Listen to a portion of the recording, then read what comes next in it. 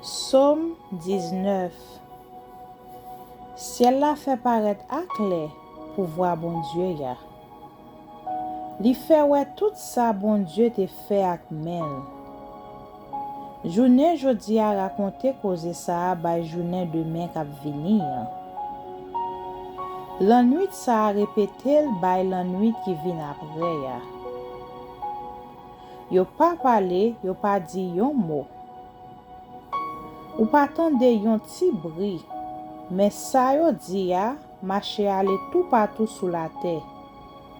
Mais ça y a bay la, rive jouk nan dernier bout la terre. Bon Dieu moute yon kay nan ciel la pour soleil la.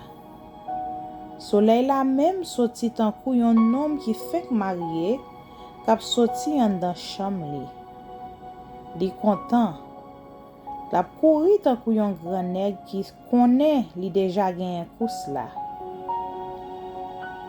Soleil la levé nan yon bout ciel la. Li couché nan l'autre bout la.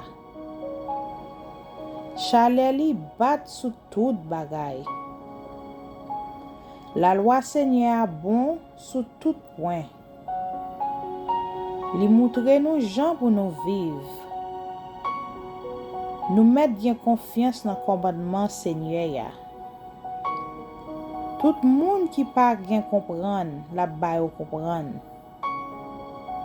Règlement Seigneur c'est bagay qui droite. Moun qui suiv yo a bien cœur content. Commandement li yo clair, yo l'ouvri je moun. C'est pour nous gen craintif pour Seigneur ya yon gens qui sans reproche. Et puis c'est tout temps pour nous gen craintif ça. Jugement Seigneur c'est vérité, yo pa jam nan pati bri.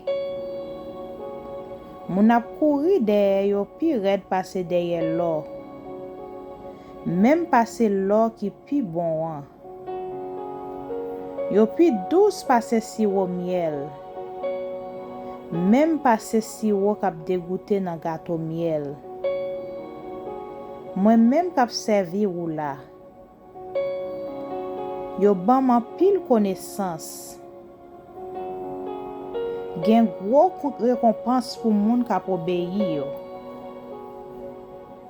Ki moun qui connaît tout ça li fait qui mal. Tant prie Seigneur, délivrez-moi ba ça moi fait qui mal. Ça m'pa connaît.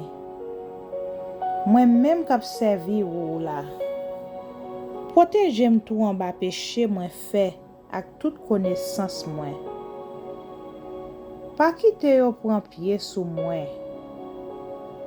C'est là ça m'a sans reproche.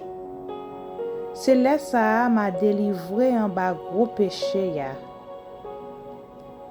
Seigneur, c'est où qui trouve roche côté me caché ya. C'est où qui délivrance moi. Moi mande ou pour parole qui sorti dans bouche moi ak l'idée k'ap travail dans tête moi fait ou plaisir. Amen.